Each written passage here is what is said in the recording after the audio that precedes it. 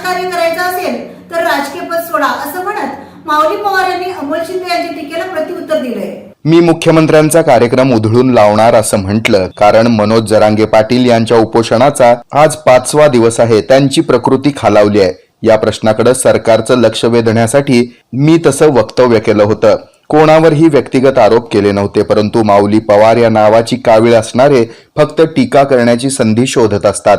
माझ्यावर झालेले आरोप हे बिनबुडाचे आणि धादांत खोटे आहेत।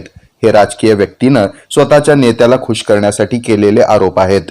माऊली पवारनं जर टेंडर घेतला असेल किंवा नोकरीसाठी शिफारस पत्र घेतलं असेल तर त्यांनी वर्तमानपत्राच्या वार्ताहराकडे तसे पुरावे द्यावेत। या आरोपाकडे समाज आणि मी एक करमणूक म्हणून पाहतोय। असेच आरोप लोकसभा निवडणुकीच्या वेळेला करण्यात आले होते, परंतु समाजानं या लोकांना त्यांची जागा दाखवली आहे। मी स्वतःला समन्वयक म्हणत नाही, मी समाजाचा कार्यकर्ता आहे।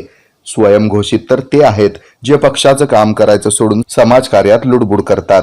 जर खरंच समाजाचं काम करण्याची हौस असेल तर राजकीय पक्षाचं पद सोडा आणि समाजाचं काम करा। मी त्या दिवशीच समाजाचं काम करणं बंद करेन, असं प्रत्युत्तर माऊली पवार यांनी अमोल शिंदे यांनी केलेल्या टीकेला दिलंय। पुढे बोलताना ते म्हणाले की आरोप करणाऱ्यामध्ये एका पक्षाचा जिल्हा प्रमुख सोडला तर त्या मुलाखतीला असलेले त्या जिल्हा प्रमुखाच्या खांद्यावरची बांडगुळ आहेत, त्यांना मी फार महत्व देत नाही, असंही माऊली पवार यावेळी म्हणाले।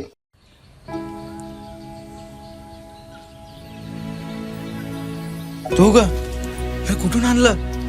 आणला साडी पण वा, छान दिसते की। हो, सरकारनं 1500 रुपये चालू केले दर महिन्याला।